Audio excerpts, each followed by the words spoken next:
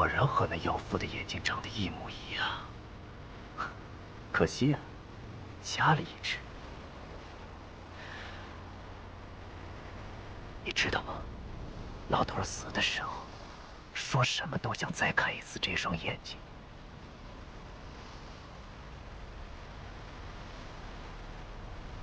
不如今日我就遂了他的愿，把这眼珠子深挖出来，供在他的灵台前，如何？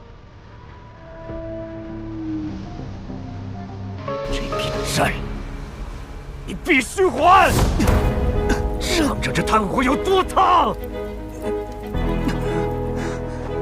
大殿下，我答应过你，帮你杀了澹台烬，可是没有答应你眼睁睁地看着你折磨他。你闭嘴！看清楚你自己的位置。你的故事我听懂了，但你的痛苦与我无关。若要报仇，你该找的人是澹台无极，我不欠你什么。你欠我！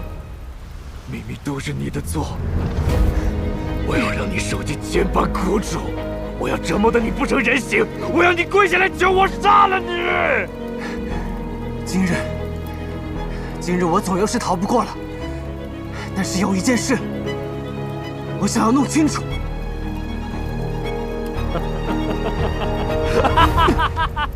好，我便给你这个机会，让你死得明白。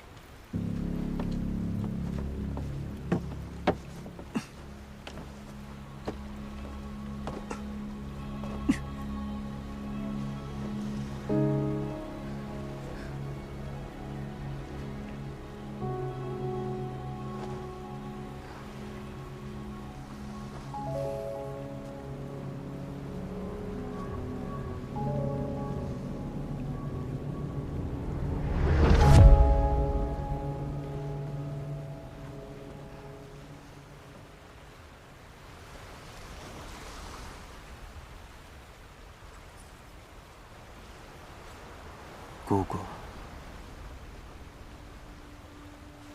你为何叛我？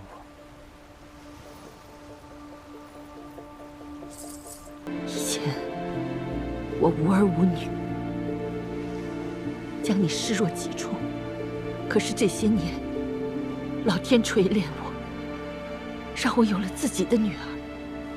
比起你的阴郁难解，我的女儿是那么的纯洁和美好。如果一定要选一个人活下来，我想没有人会选择你。是吗？胸膛里装的不是人心，是一块捂不热的铁。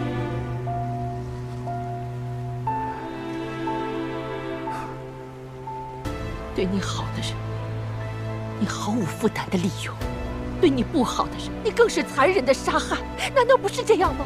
这么做有何不对？可是人不该是这样的。好，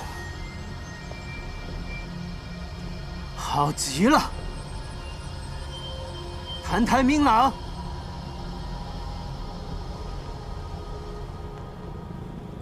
动手吧。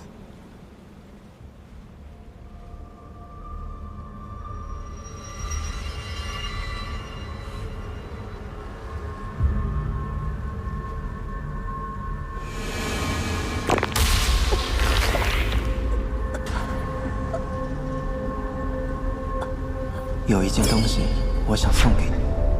我听闻世人常以此花借喻母亲，不如就送给你吧。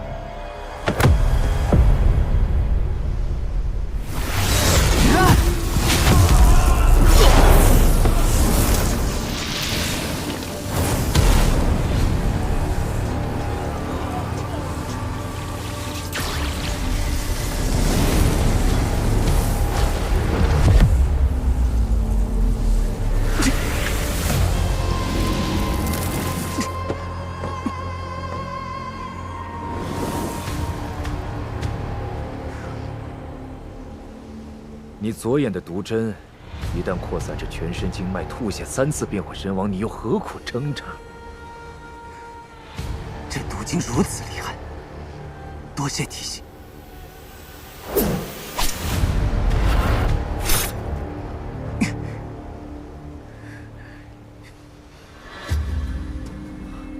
疯了吧？割血放毒你也想得出来？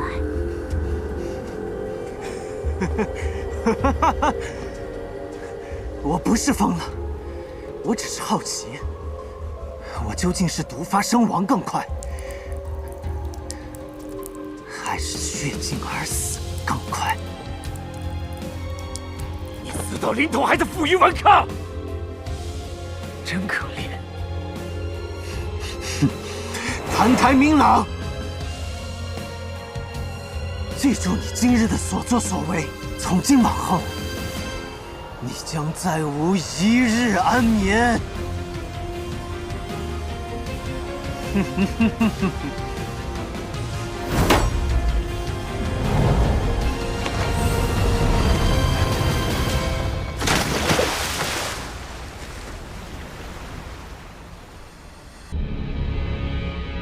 澹台烬，你太没用了。不必激我。不对，我是死了吗？叶修呢？你没有死，你只不过是又一次被抛弃。澹台烬，一次又一次被抛弃的感觉如何？这些都是谁造成的？你难道不想找他们去报仇？景国的王宫中到处都是你的敌人，你被抛弃、被伤害，他们却毫发无损，纸醉金迷的活着。他们的确该死，可是我已无能为力了。无能为力？你只是自始至终都在被动的接受一切罢了。20年来，你可曾问过自己内心的渴望？内心的渴望，世间的苦难，他人的折辱，不过全是在帮助你走向自己的命运。你为何不能做那景王？为何不能是你来把他们踩在脚下呢？你难道不曾想过，景王之位是属于你的宝座吗？命运可从来不会要你留在这破败的乌能瓦缝之间，亦不会将你孤身遗留在黑暗之中。你的命运该在何处？你看不见它吗？与其痛苦的苟活，何不奋力一跃？那些该被你千刀万剐的仇人和那至高的宝座，想想看，什么才是你该做与应得的？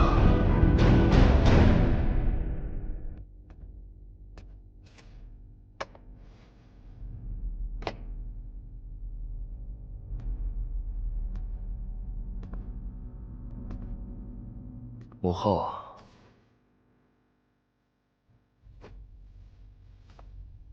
你为了父王放弃了自己的性命，我却不愿如此。还有那些笑过我、辱过我的人，我将他们都杀了，一个没留。母后，你该为我高兴才是。儿子如今成了大景的王，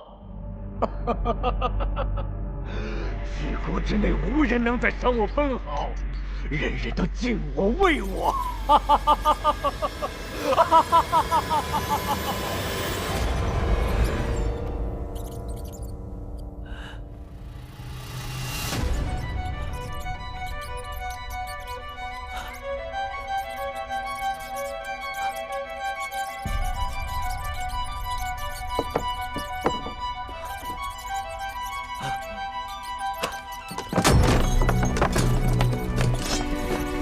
来人！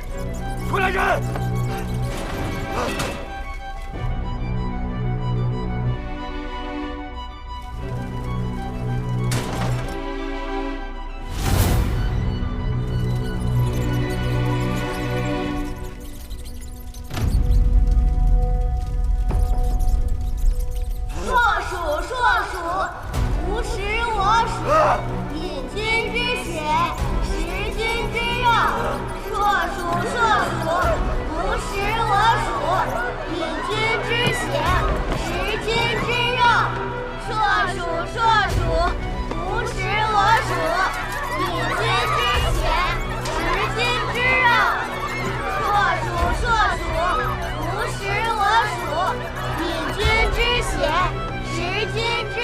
瞎唱什么？从哪儿学来的？回家！此乃暴虐之灾，国君不仁，不保四海，昏庸无道，惹得天怒，降下责罚。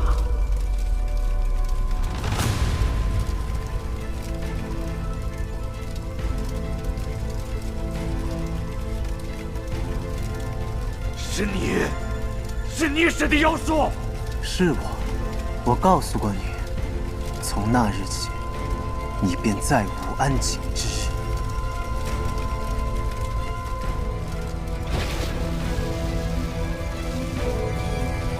可君之祸，难免祸及百姓，呜呼哀哉！先生，这天劫可有破解之道？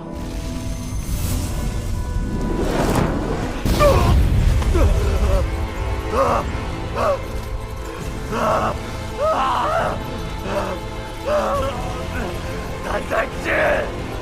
我做鬼也不会放过你！总有一天，我要把你和那妖女做骨养灰！澹台明王，人死魂散，你还是安息吧。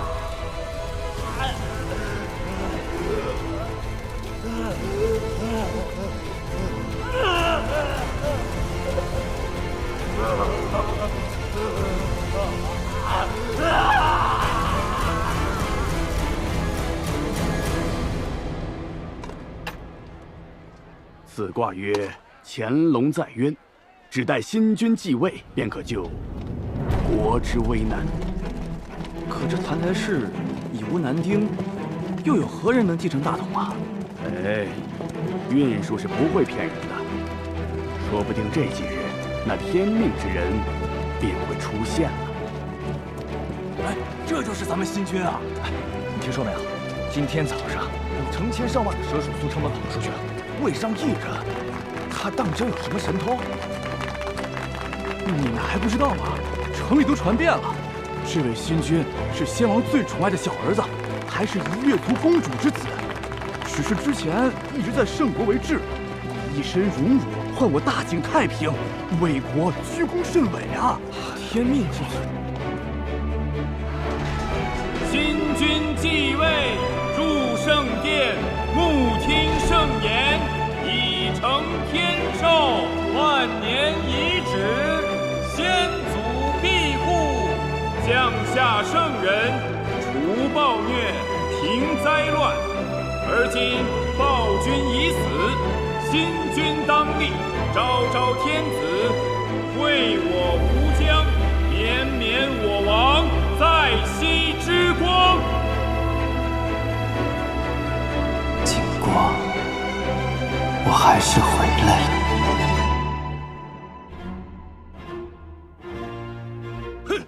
出生便因为弑母而不祥，6岁离京为质，如今不明不白的回来了，你就不配做我们景国的王！你不配！你是1月妖女生的孩子，善于驱使妖物，如今回到景国，定是居心叵测。对呀，居心叵测！若我们与你为伍，千古之后，史书该如何书写？对呀，那史书该如何写我们呢？你说。说够了吗？要杀便杀！今日我等就算折在此处，也不会任你做新君。任你做新君！来呀，那就杀了我们吧！杀了我们！来呀！各位大人，稍安勿躁，姑杀你们做什么？端上来。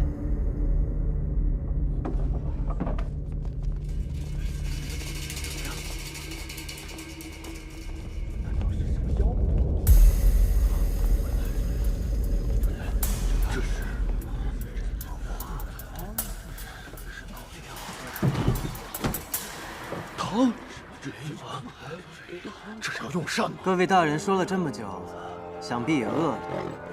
姑特令人给诸位备了膳食，咱们边吃边聊好了。来人，替姑好好款待诸位大人。是。这是要喝什么汤呀？诸位大人对先王如此忠诚，令姑好生感动。当然是要用最好的膳食来款待诸位。各位一定要一饮而尽，才不枉费孤对诸位的敬仰之心啊！怎么不吃啊？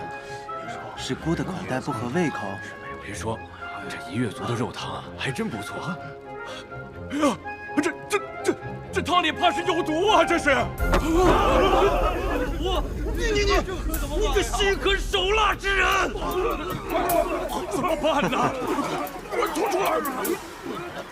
哎呀，孤可没有下毒的想法。你们的先王已经死了，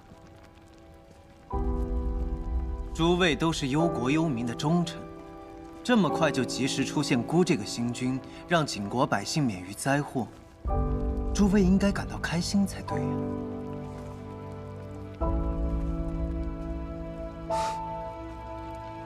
来人，给还没尽兴的人再端一碗。愿意与孤共食一鼎的，孤自不会亏待你们；要是还执迷不悟的，孤也不会强留，就准你们去先王陵寝，对着他的空棺跪到满意，以尽哀思吧。罢了，澹台血脉也止于他一人了，国不可一日无君呐！各位大人，可还满意孤今日的款待啊？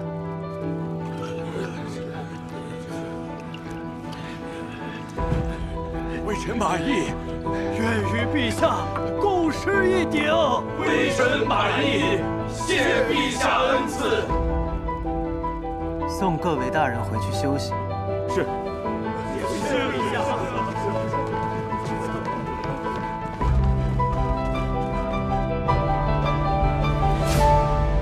澹台明朗死了，晋国的新君是澹台烬。澹台烬在圣为治多年，应该是毫无根基，回国数日便能够继承王位，真是滑天下之大稽。可见景国的气数已尽，如今新王登基，朝局未稳，此正是我出兵伐景之大好良机。出兵可是劳民伤财的事儿。是啊，南方水患，恶殍遍野，载粮尚未着落，国库空虚啊。父王，儿臣以为不宜出战。先前加官之战打了3个月，如今兵马劳顿，粮草储备不足，贸然出兵不如养精蓄锐。且澹台烬一介质子，却能夺位，可见手段过人，不可小觑啊！是啊，刘殿下说的有道理。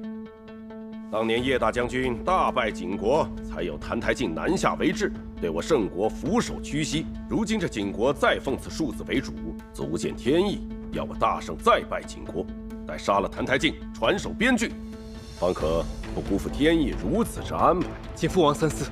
怎么？你对孤的判断有所怀疑吗？那你现在就来接替朕，坐在朕这个位子上。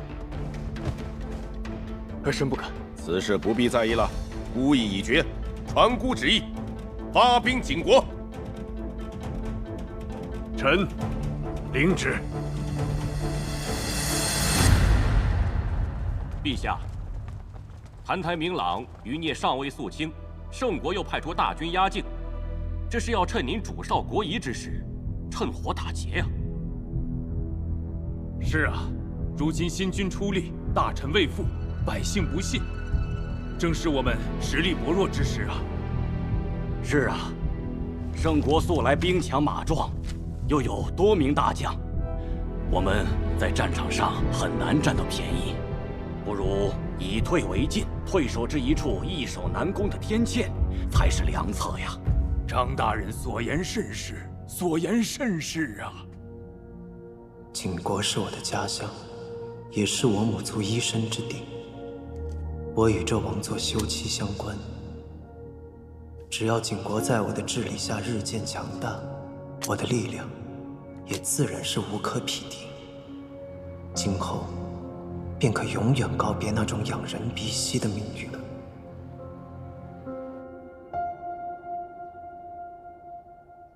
孤知道了。陛下，那我们应当退守至何处啊？如今国力空虚，能守住多大地界？如果是先王，肯定就退守国都了。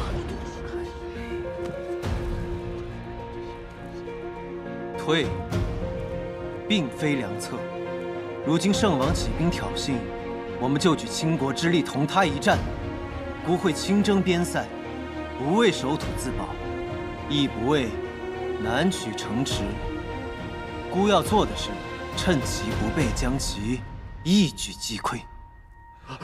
陛下三思啊！几日不见，你也开始称孤道寡。叶家只满足于安享君恩，任由这庸懦短视之人继续胡闹下去，天下百姓的生活只会更加困苦艰辛。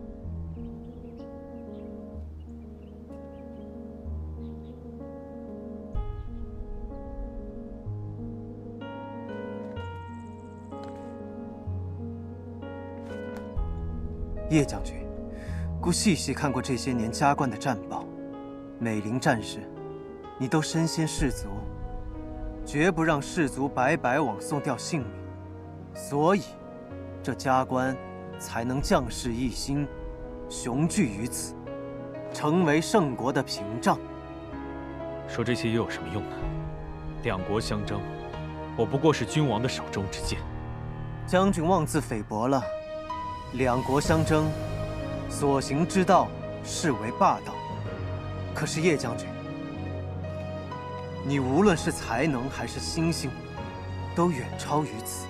你心怀慈悲，乃是仁义之见。若为暴君所使，是天下之祸；若从王道所向，天下可安。只是不知，将军心中是以清明气节为重，还是以黎民苍生为重？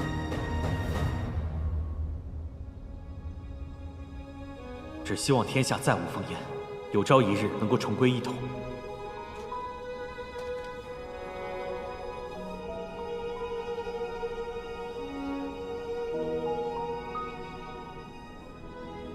将军，朝中回信跟上次一样，说是若加官失守，便要将叶家满门抄斩。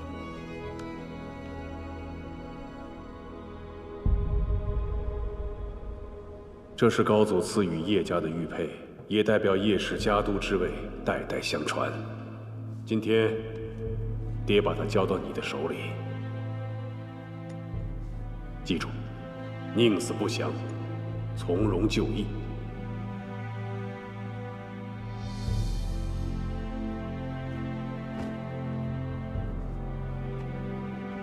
若不是你早会从影，锋芒实在无法敛藏。爹真希望你，就像你大哥一样，在家里吃吃喝喝，做个凡夫俗子，了此一生，多好。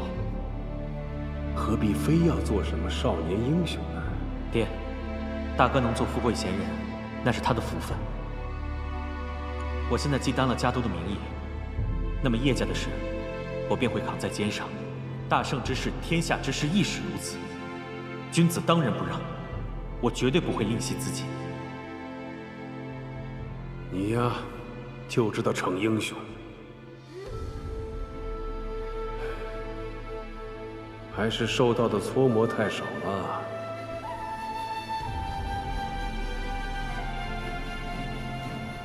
将军，进兵到城下了。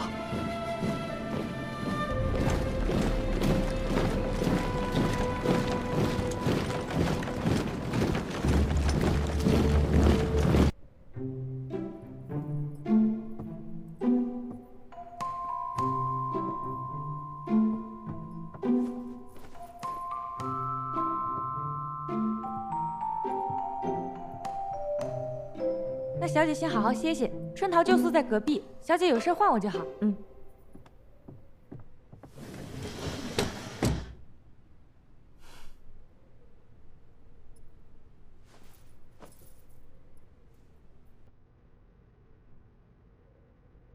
爹爹，我在这边已经安顿下来了，你们可以放心了。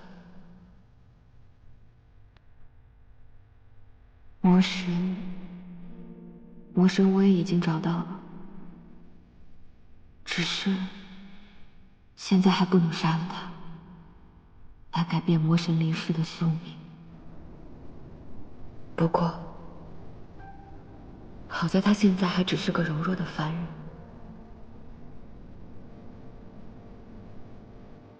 把他在冰天雪地里跪着，先让他吃点苦头好。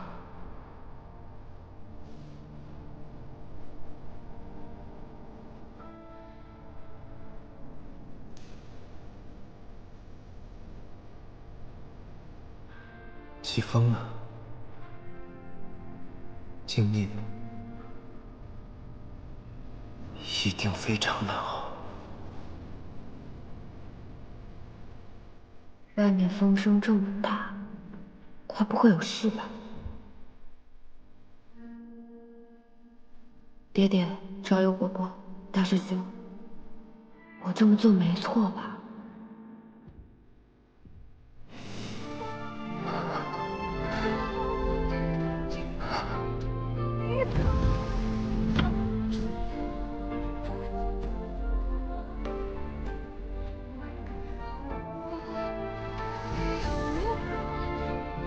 他还真一直跪着呀。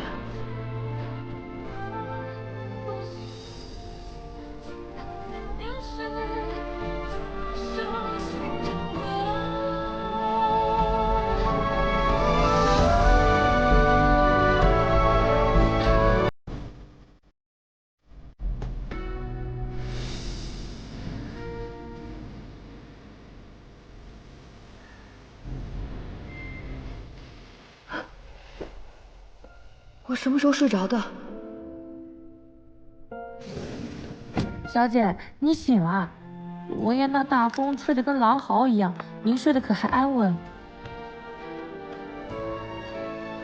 哎呦，他怎么还在这儿呢？你看到了吗？这都第3日了吧？你可真够严的。哎呀，得罪了二小姐，没点好果子吃。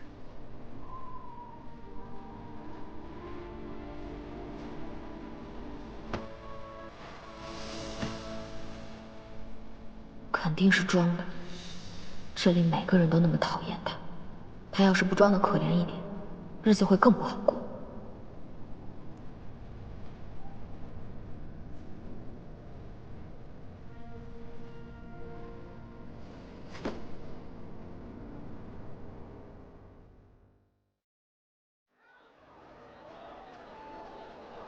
谢谢，谢谢叶小姐。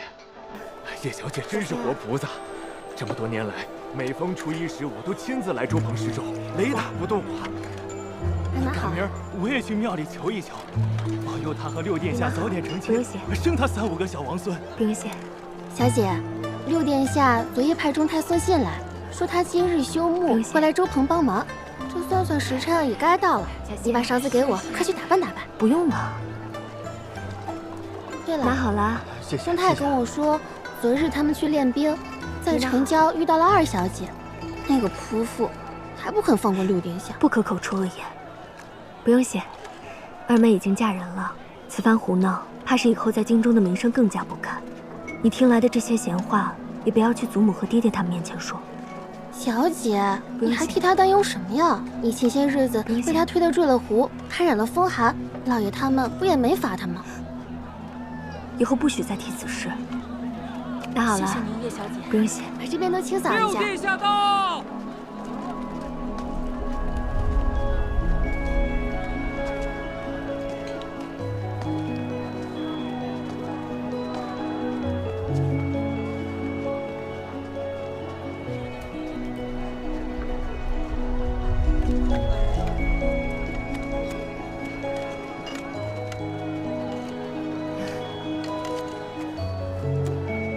我该回去了。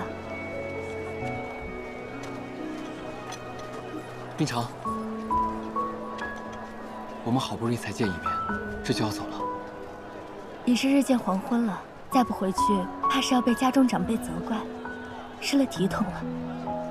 我这些日子在城外练兵，圣国的军营有一大半的规矩都是叶大将军定的。等回了城，想和你多说几句话，没想到啊，还有你们叶家的规矩等着。殿下说笑了，叶家规矩大，冰长自有习惯了。叶家规矩再大也没有二小姐大，就连景国的质子都要被他发去贵宾了。澹台进去贵宾了。嗯。澹台烬虽是质子，却也是景国的王子，叶惜雾怎可如此折辱？罢了，与那刁蛮之人全无道理可讲。你坠湖之后身体还未大好，今日早些回去休息吧。也罢，那我就先回去休息了。你那个恶毒的夫人，已经罚你跪在这里4日了。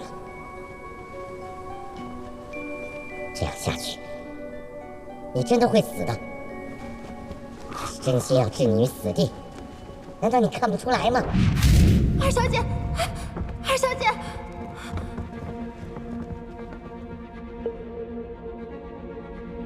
二妹妹，我知道方才在湖边，你不是故意的。我就是故意的。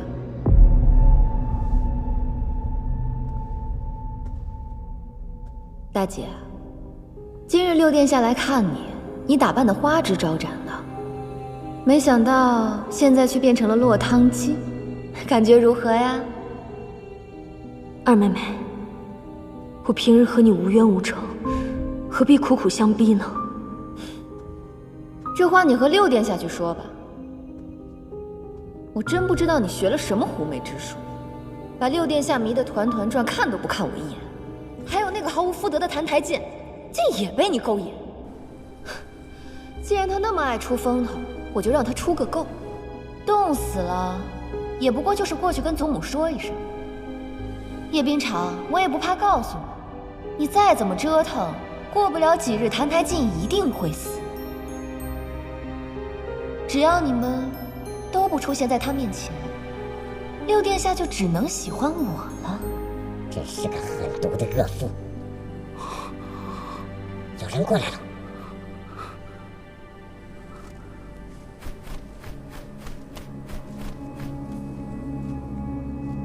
这府里怎么总是乌鸦飞来飞去的？真是晦气。好像姑爷来了以后就一直这样。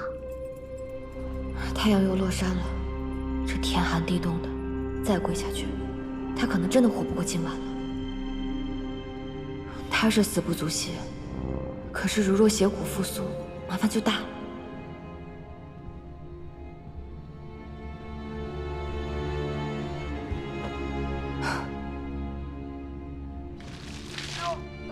姑爷，对不起啊，陆小姐说没看见您在这里赏月，弄湿了您的衣裳。走。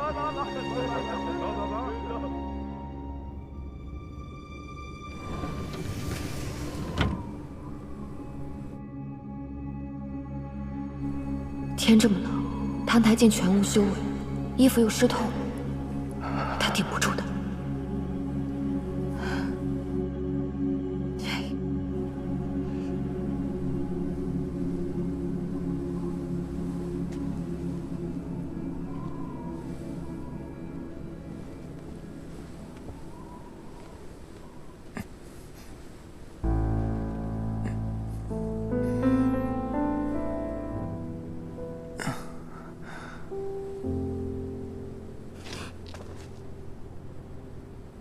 二小姐，天寒地冻，请回吧。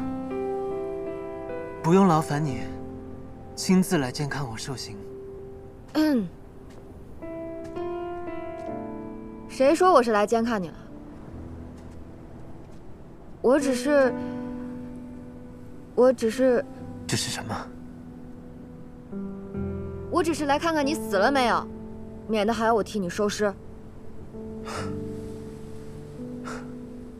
我便是死了，又何劳二小姐亲自来为我收尸？这世上想要看到我横死的人，多如过江之鲫，说不定到时候会成群结队的来向你登门道贺呢。你以为你这么说，我就会可怜你了？可怜我？不行，小魔神已经冻蔫了。再这样真的会死。算了，以后有你报应的。这斗篷难看死了，我不要了，送你了。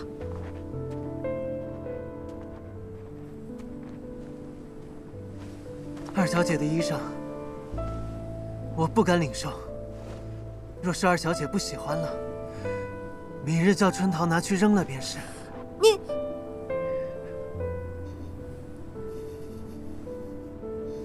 二小姐还有何事？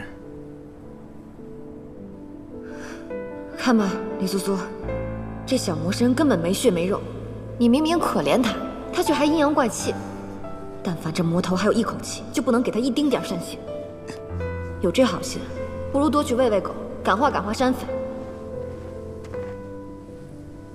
小不忍则乱大谋，小魔神死不足惜，可3界4周的性命，还都压在他身上。哎，谭太静，你不要装死啊！你不要以为这样我就会可怜你。这个景象似曾相识，难道他就是在这里死去，然后化身成魔了吗？谭太静，谭太静，醒醒！春桃，春桃！小姐，是你叫我？我叫你，快进来。哦。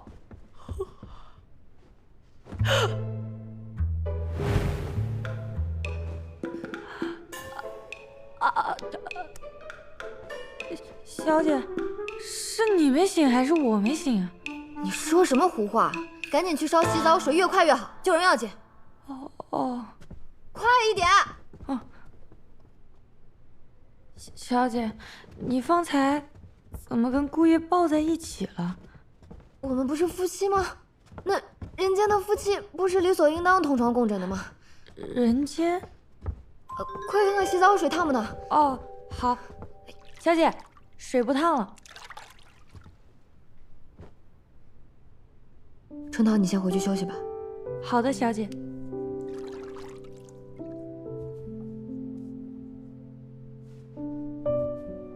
这些伤是被叶夕雾打的吗？早知道小魔神弱成这个样子，我怎么也不会赔上4周3界的前途，来跟他赌这口气。快缓过劲儿来吧，拜托拜托，你可是魔神，为了4周3界，你也不能死啊！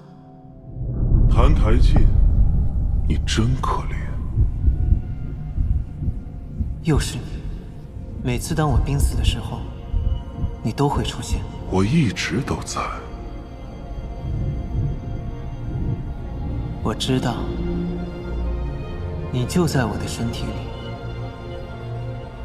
你想要它吗？还不是时候，不要着急。要等到什么时候？你已经迫不及待了吗？是啊，20多年来，这副身躯给了你什么？只有疼痛、饥饿、寒冷、屈辱，还有受困于人。有朝一日，你可以摆脱这副肉身，将灵魂奉献给我，然后你将得到永远的安宁。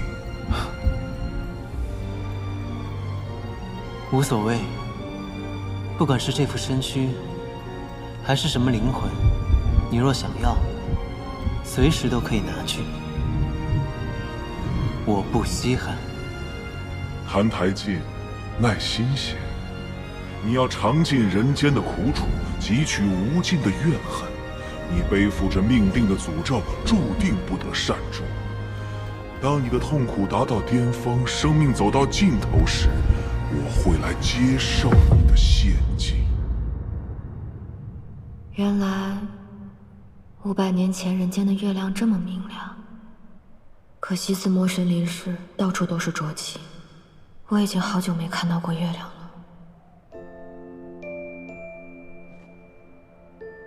生为魔胎，身负邪骨。这邪骨究竟生在何处，长什么样子啊？究竟哪一根才是邪骨？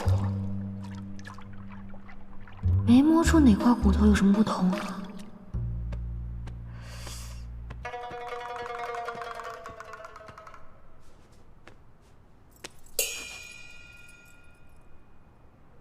你在做什么？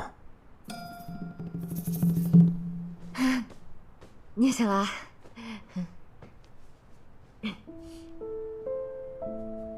叶希雾，你又在玩什么花样？你管我玩什么花样？你既然醒了，就赶紧起来穿衣服，别泡在水里面装死。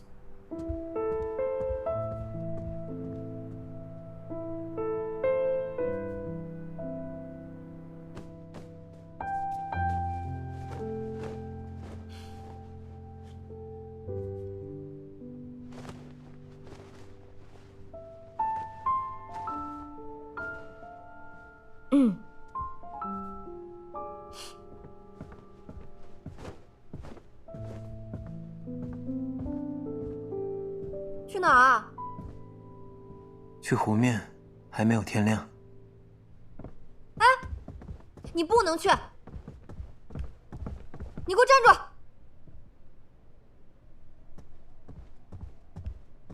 今日不许去了，以后也不用去了。为什么？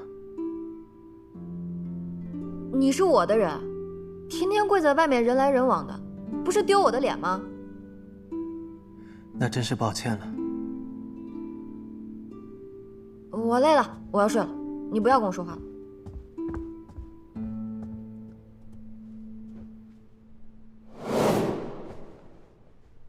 爹爹，你们送我过来时肯定想不到，你女儿要和魔神睡一个被窝。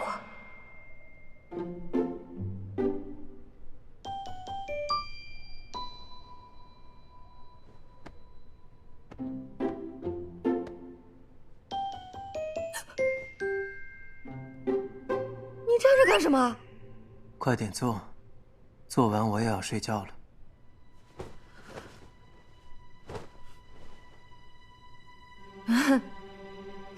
做什么？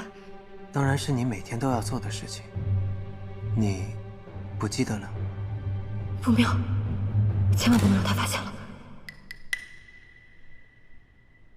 我记得呀，我怎么可能会忘？你等我一下，我有点口渴。春桃，我要喝茶。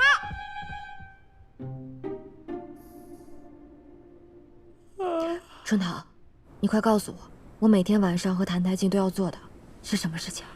打他呀！啊？自从小姐你嫁给姑爷之后，便心气不顺，所以每晚睡前都要抽姑爷一顿鞭子才肯解气。这是变态吗？啊？你鞭子放哪儿了？就放在小姐你褥子底下。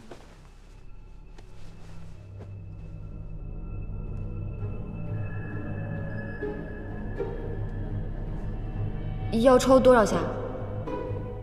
这可说不准，看小姐你心情吧。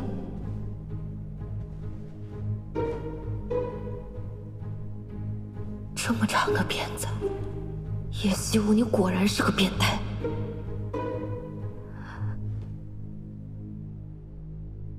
李素素，你从前斩妖除邪，眼睛都不眨，抽鞭子有什么下不去手的？这一鞭，你且替500年后的魔神受着。魔神，这都是你应得的。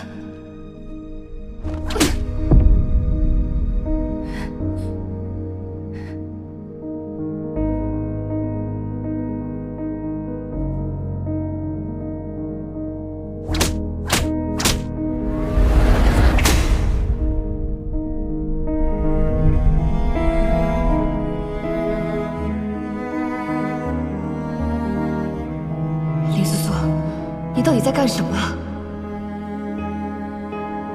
如今他还不是魔神，任打任骂，逆来顺受，欺负他，折磨他，就能阻止魔神降临吗？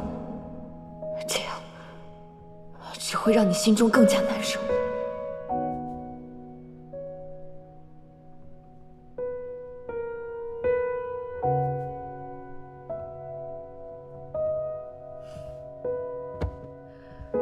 累了，今日打不动了，睡觉吧。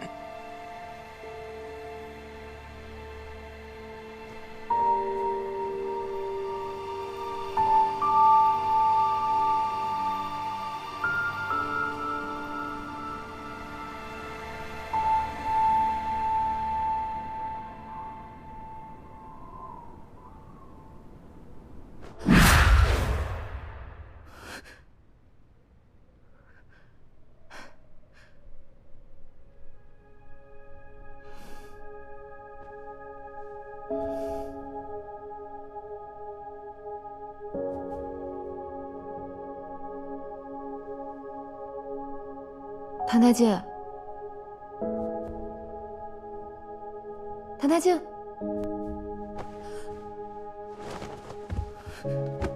谭太介，谭太介，谭太介，好大！糟了，冰天雪地里跪了4日，还挨了那么多鞭子，凡人之躯怎么吃得消啊？林素素啊，林素素，这回你可闯大祸了！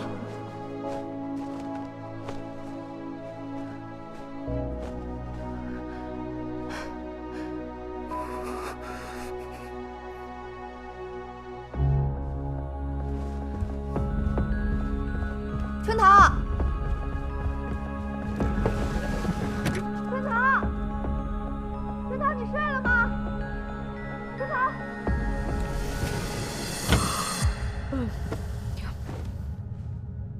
小姐，姑爷的药煮好了，还有别的吩咐吗？没有了，这次真的不会再叫你了。你好好去睡。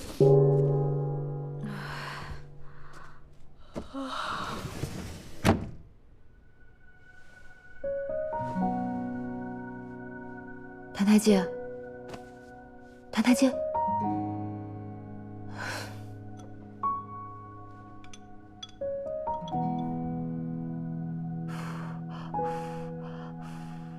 来，回啊！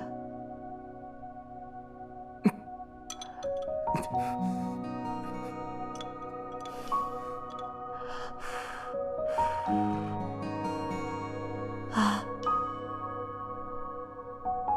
小魔神已经烧迷糊了，也不知道这人间的草药管不管用。张嘴。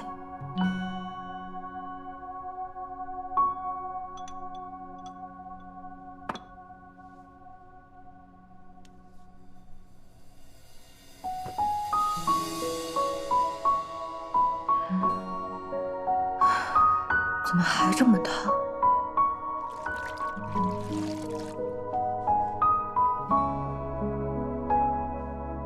小时候我发热，爹爹就是这样给我敷冰帕子的。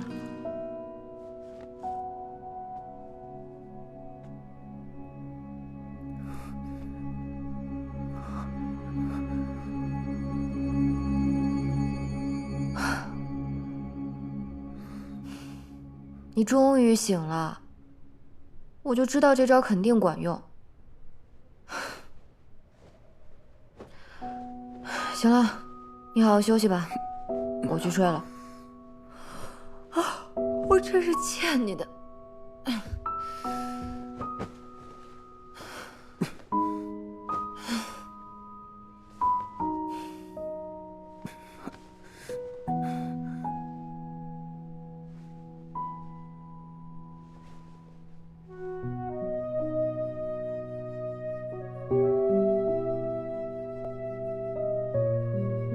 这女人出门上香，莫不是撞了邪，被什么上身了？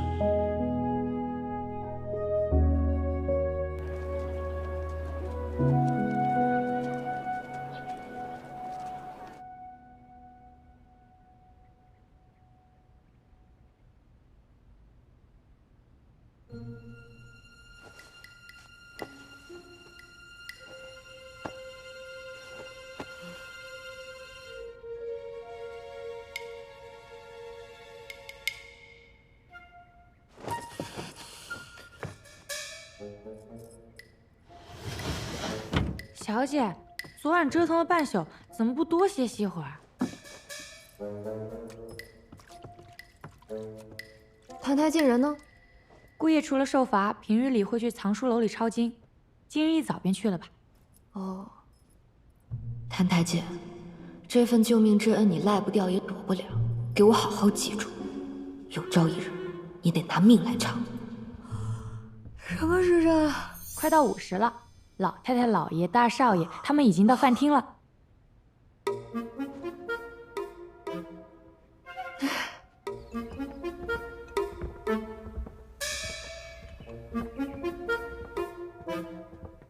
二小姐好。这些都是叶惜雾朝夕相处的家人们，想留在叶府，得先过了这关才行。这位应该就是圣国柱国大将军叶惜雾的爹爹，这位应该是叶家大公子叶惜雾的大哥，至于这几位，应该就是叶惜雾的姨娘们。这位尊荣华贵，应该就是叶家祖母了。祖母，你是怎么回事啊？看春桃做什么？待会儿连春桃一起罚。糟了，叶惜雾，你这个惹祸精，这是又闯什么祸了？过来。糟了，不会是要挨手板吧？你这是想急死我呀！这么冷的天，你连件挡风的衣裳都不穿，就在外面跑来跑去。你们看看，这穿的都是些什么呀？我可怜的楠楠哦，你身边连个能知冷知热的人都没有，到头来疼你的还得是自家人。哎，来，把这个穿上就不冷了。还好只是虚惊一场。这才像个样子。春桃，到库房再领几张皮子，给你家小姐多做几件冬衣。是。祖母，我也想要一领白狐裘。想要？喏，找你爹要去。爹，我要白狐裘。你要个屁！叶泽宇，你还好意思？身为叶家长子，不知习武练剑，像你二弟一样戍边守国、建功立业，就知道跟那些狐朋狗友去骑射玩乐。就你这副德行，圣都有几个正经姑娘家会看上你？菜都快凉了，快吃饭吧。楠楠啊，坐到你爹爹旁边去。去吧。是。慢点啊。爹。楠楠，赶紧尝一尝。爹知道你心情不好，所以特意吩咐厨房做了你爱吃的菜啊。我听下人们说了，你昨晚又是泡澡又是熬药的，折腾了一宿，肯定费了不少力气。你可要多吃点才行啊！是啊，来，多吃点。哎，多吃点肉，吃这个，千万别往心里去。这便是书上所说的人间亲情。这全都是给你做的，都是你爱吃的菜。快给他加点那个红烧肉啊！这家人对我很好，豆腐汤也鲜，跟你一样好。昨日里听安定侯府的大夫人提起，说楠楠将冰场推落水的事儿，已经在京城里传开了，各处都在议论。哎，议论就议论，还怕他们不成吗？对他的名声不好。胡闹就胡闹了，楠楠都已经嫁出去了。哎，爹，去年二妹未嫁时，你可是说闹便闹，以后嫁了人，想闹都闹不得了。这怎么嫁不嫁，总是二妹有理啊！闭嘴，吃你的饭。叶惜雾啊，叶惜雾，我算是知道你怎么会是这副德行。我这几日想过了，推大姐落水的事儿终究是我的不对，我今日想去向她赔个罪。母亲啊，楠楠现在长大了，这也太懂事了。我们算懂事吗？心地善良，又有担当，不愧是我叶家的子孙。真是快把叶惜雾宠上天了。不过赔礼道歉，我看就不必了。万一冰常病气还未去，被染上，那就不好了。没关系，祖母。祖母说的对。二妹若是来向我赔罪，倒是看清了我们姐妹的情分了。大姐，二妹快请坐。祖母，是我不好，这几日带着病气，未能向祖母和父亲请安。今日施粥归来洗沐一番，没想到却来得晚了，搅扰了大家吃饭，真是该罚。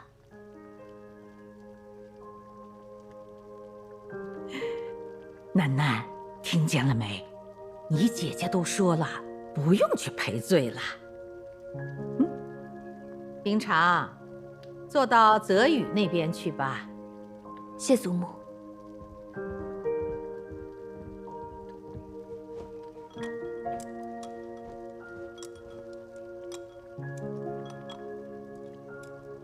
怪不得大师兄，不，萧岭和谭台烬都喜欢她。这样一个美人，脾气温柔，心眼儿也好，谁会不喜欢呢？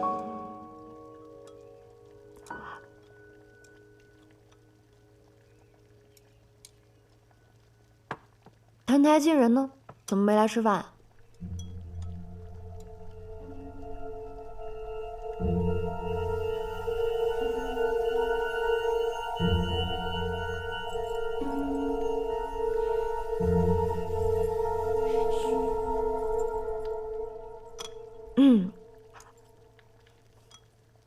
哎，你还真当自己是主子了？你总不能天天只吃饭不干活吧？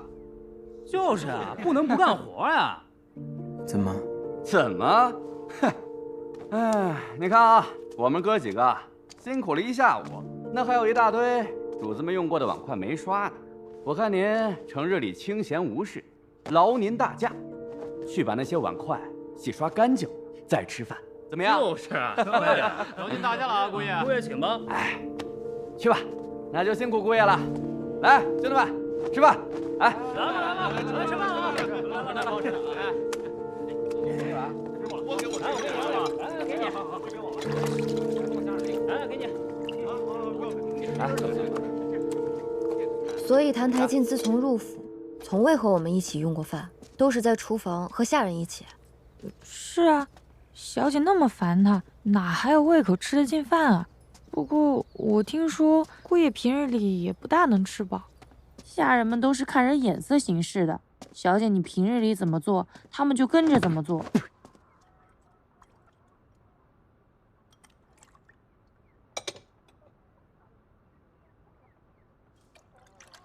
这个魔头，饿他几顿也是活该。可整日里躲得远远的。我怎么盯得住他？厨房在哪儿？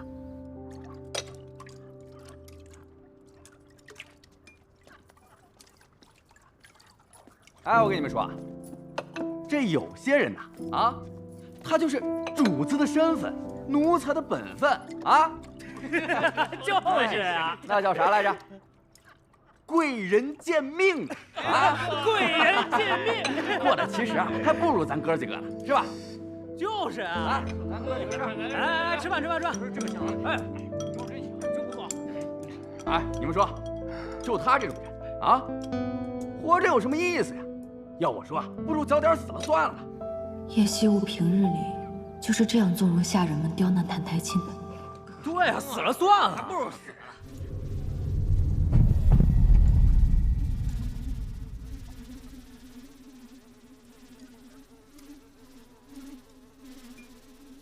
去吧。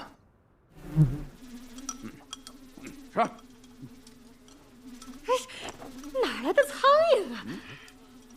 大冬天的，这哪来的苍蝇啊？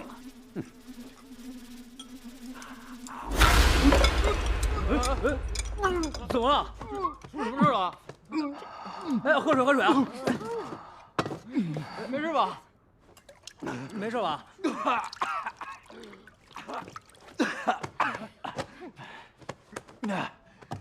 只吃个苍蝇，我不吃了，你们吃。哎，你们吃。咱们接着吃，你坐这边。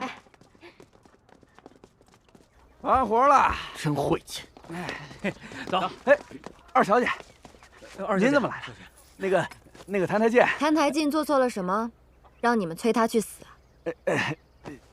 小姐，我方才让姑爷去刷碗来着，那桶里都是哥几个昨天晚上特地从湖里砸出的冰疙瘩。嘿嘿，哦对了，还顺手啊，泼了姑爷一身水。昨晚没冻死他，但是今天让他多洗会儿，保管他连手指头都能冻掉。嘿嘿，而且今天也没给他吃饭，只留了一桶泔水。你们平日里就是这么欺负人的吗？人本无贵贱之分，可有人甘愿自轻自贱，一辈子当个奴才，还非要踩在别人头上找那一点乐子？看到别人过得困苦，就这么让你快活吗？小姐，您别当真啊，这不哥几个想替二小姐出气，对您我们肯定是绝无二心的呀。今日你敢对谭台烬这么说，不过是其他无人凭依。哪日叶家败落，你们是不是也敢对祖母爹爹对我这么说话？不，小的不敢，二小姐教训的对，二小姐教训的对，二小姐教训的对，二小姐教训的对，二小姐教训的对。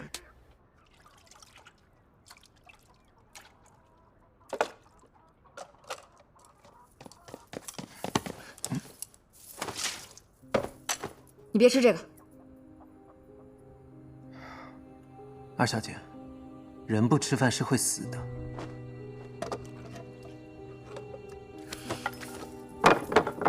这些东西不干净，那些家丁都不知道往里面加了什么，你吃完会生病的。比这个更脏的我都吃过。他们方才那样说你，你连句反驳都不会吗？你一个君王之子任奴仆欺辱，你一点羞耻之心都没有吗？羞耻之心，那种东西对我来说毫无意义。比起羞耻之心，还是这碗饭来的更重要。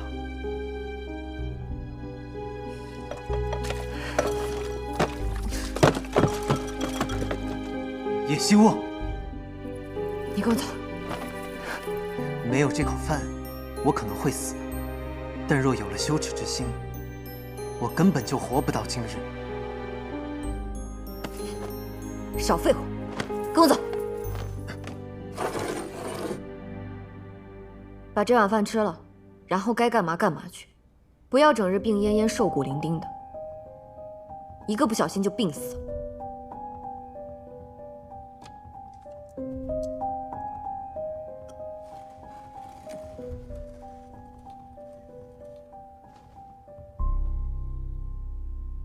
二小姐这套伎俩已经用过一次了，我若是再上当，便是活该。二小姐，恕不奉陪。坐下。什么伎俩？你把话说明白。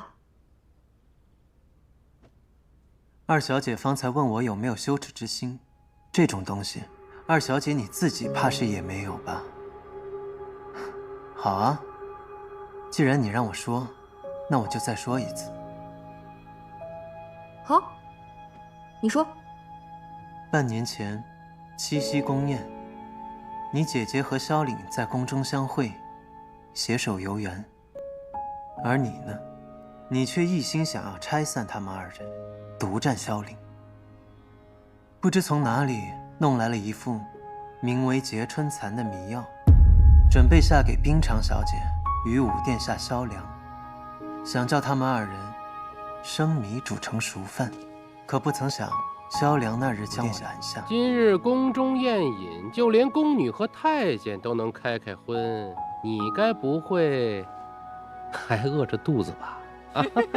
也罢，谁让我这个人向来菩萨心肠，这点心就赠予你吧。多谢武殿下。哎呀，真是不巧哈！不知你最近听说没有？近来景圣屡有骄兵，若父王经谁提醒，想起你来，把你杀头祭旗，也不是没有可能吧？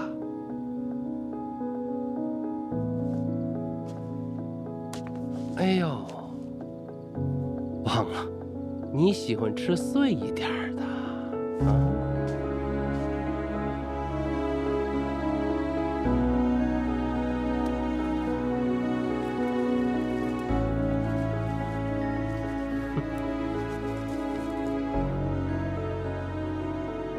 够碎吗？够了。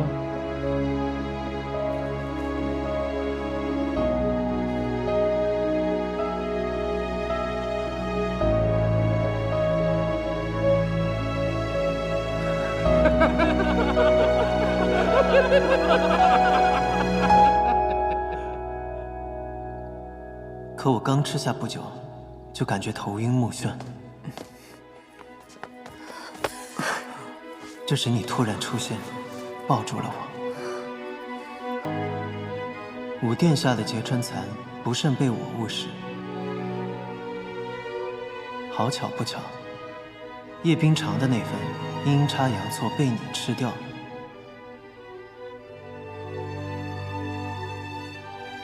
宫中见证之人众多，叶将军只得请旨，为你我赐婚。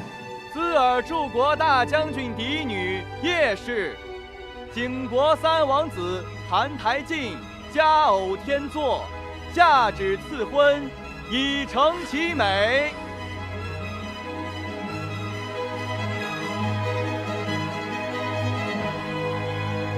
后来，你将此事原委告知于我，从此，你就以戏弄、折磨我为乐，愈发的扭曲、恶毒。叶修啊，叶修啊，你都做了些什么？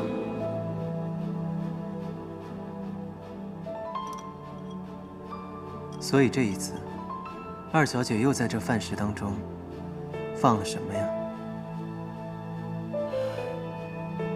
我什么也没放。是吗？二小姐劳神费力，只为了让我吃上一口饱饭，不行吗？澹台烬，我告诉你，你想把自己饿死，门儿都没有。给我好好看着。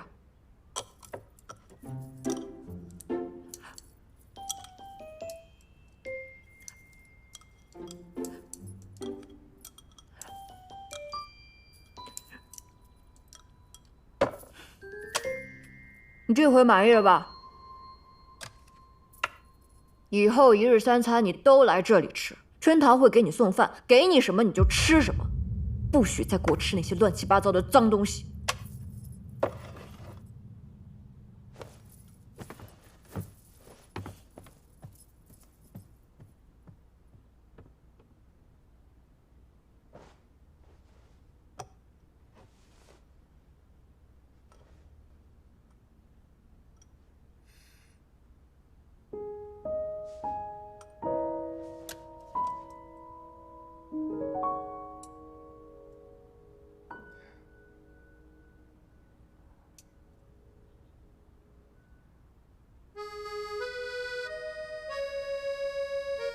好像真的只是一碗饭。这女人究竟是怎么了？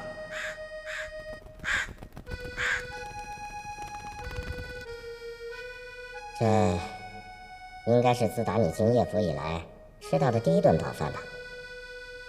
发现没有，这几日那个女人也太正常了，是不是脑子坏了？也许她想用其他办法折磨我吧，毕竟我人在这边。若是质子死了，叶家也无法脱责。也对，这女人反复无常，这儿确实不能久留。不过离开了这儿，你还能去哪儿呢？啊，对了，我遇上了几只景国过来的乌鸦。景国？真巧，那儿也是我的出生之地。你去过景国王宫吗？那可是天底下最恶心的地方。他们说，他们看见了有巫医在焚烟做法，闻到了病人腐朽的味道，还有焦躁的大臣在朝堂上踱步。大概是景王吧。那个理应被我称作为父亲的人，命不久矣了。